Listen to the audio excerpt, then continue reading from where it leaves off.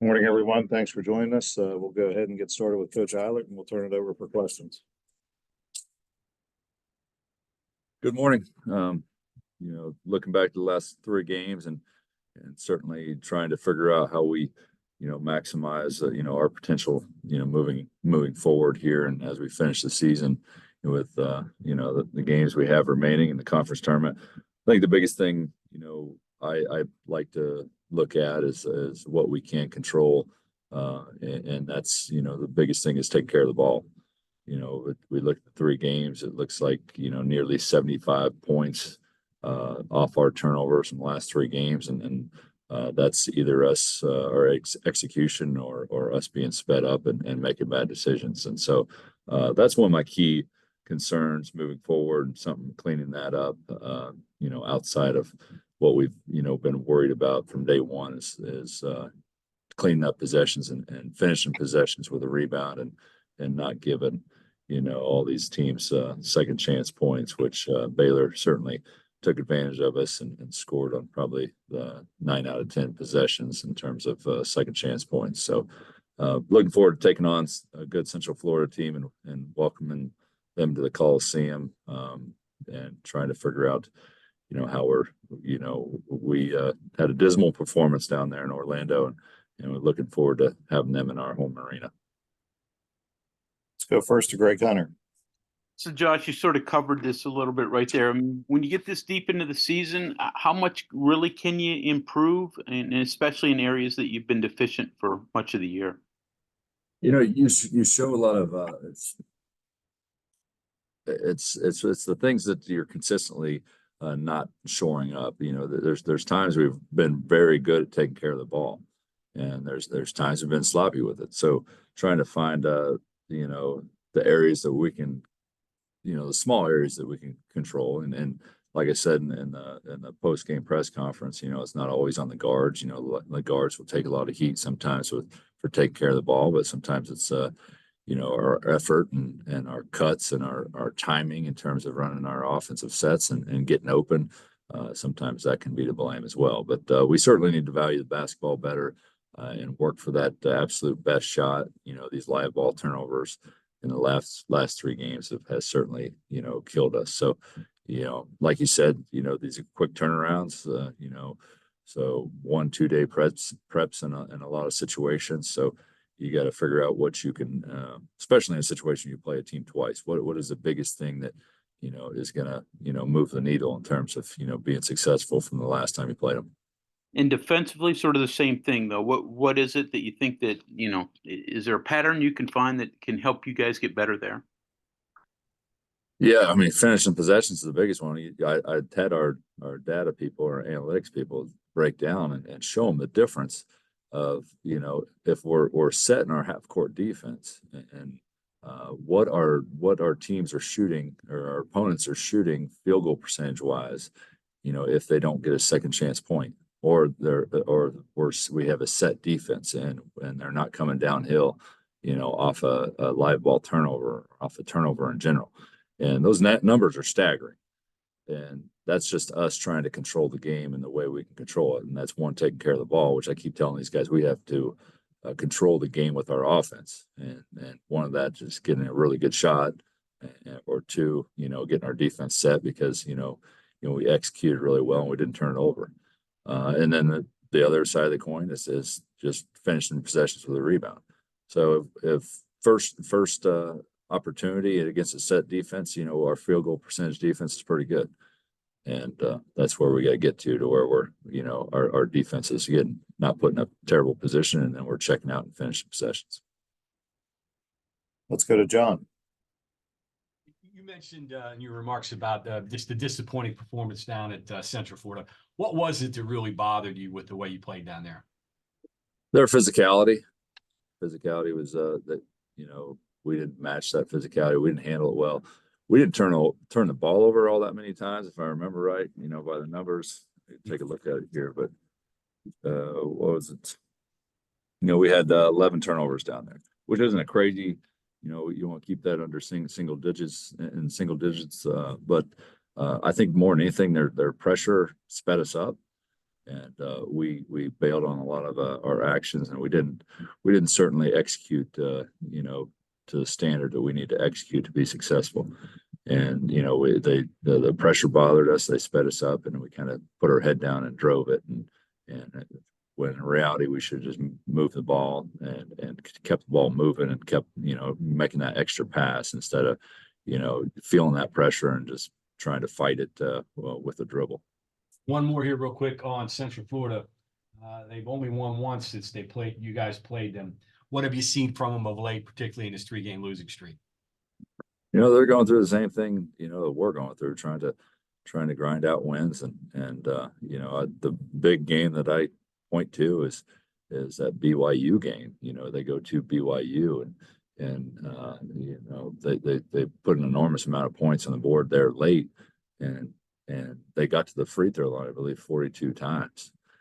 And so, you know, they didn't shoot it all that well until late in the game, which they made some you know, tough shots there late in the game. But they're fighting, they're clawing, they're doing everything they can to be successful in this league, and we're kind of in the same boat trying to figure that out.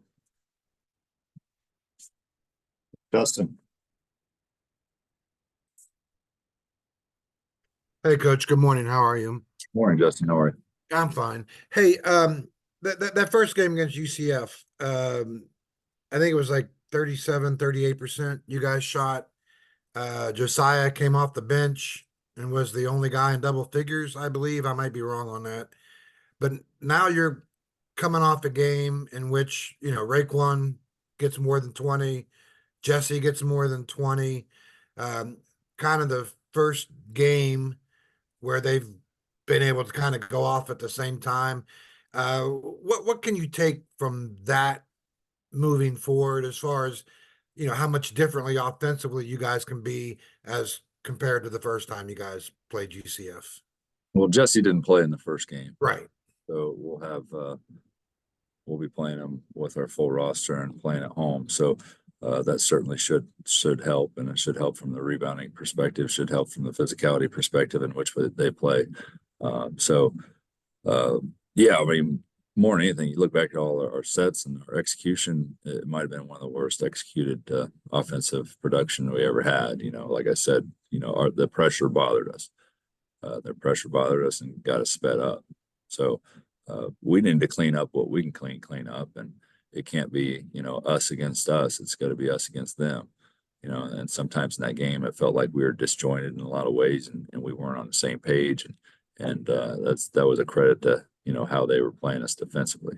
And so our mindset's got to be different going into this game, and understand that, you know, we're not gonna drive it into those. You know, Diallo is one of the best shot blockers in the league, and we need to drive and kick rather than drive and try to go up through these guys.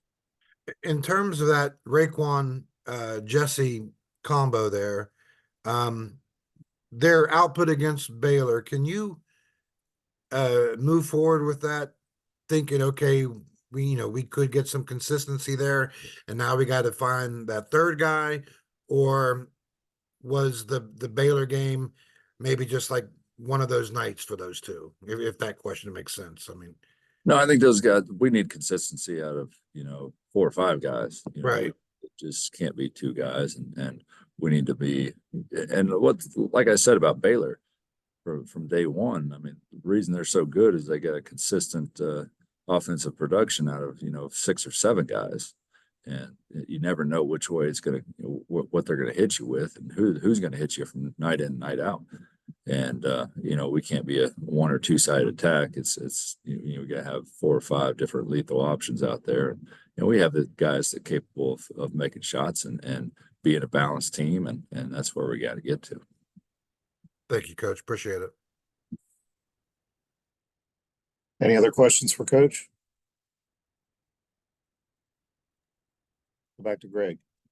So Josh, just give me your evaluation on the attitude of this team, especially, you know, when they struggle, if they kept their heads up. Yeah, there's a couple moments in the game, you know, I remember, you know, there's 24 minutes left in the game. You know, we're 4 minutes left to go before halftime, and I had a lot of guys looking down. I said, "What are we doing?" and there's a few moments in there you just kind of got to check them, like, and they respond well. It's just, we went through a lot of struggles this year and trying to keep everybody's head up and focused, and for the most part, they've been that way, and they've reacted and competed and been resilient. But we got to do a better job managing some certain points in the game. And like I told them, I look back at all the conference games.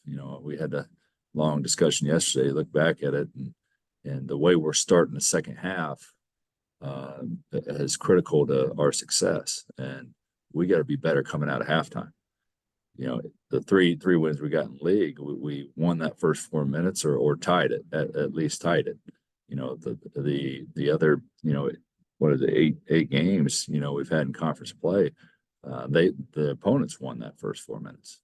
So the way we're ending the first half and the way we're beginning the second half is going to be critical to our success. And we look back at the TCU game, how we kind of managed the last, 2 or 3 minutes of the first half, and the BYU game, and how that kind of went from a 2 or 3 point game to a double digits deficit going into half is critically important. So that's something, we've stressed, highly in the last day or so, and trying to figure out, how we keep everybody's head on straight, and we continue to fight and compete and try to get us another win, here on Tuesday. Great carry. Yeah, Josh, what is Seth's status? Will he be available tomorrow? I don't think, no, Seth's not going to be here for tomorrow's game. Looking at the services here today, and he's still nursing that groin injury as well. So I'm not trying to rush him back by any means. And they had the viewing yesterday, and Coach McCabe and Kyle Kiesler headed up there to spend some time with him. And so, it's a sad situation for him and his family. And we'll see him, coming up this weekend. But I don't anticipate having him here tomorrow. Any other questions for Coach? Thanks, everyone. Thank y'all.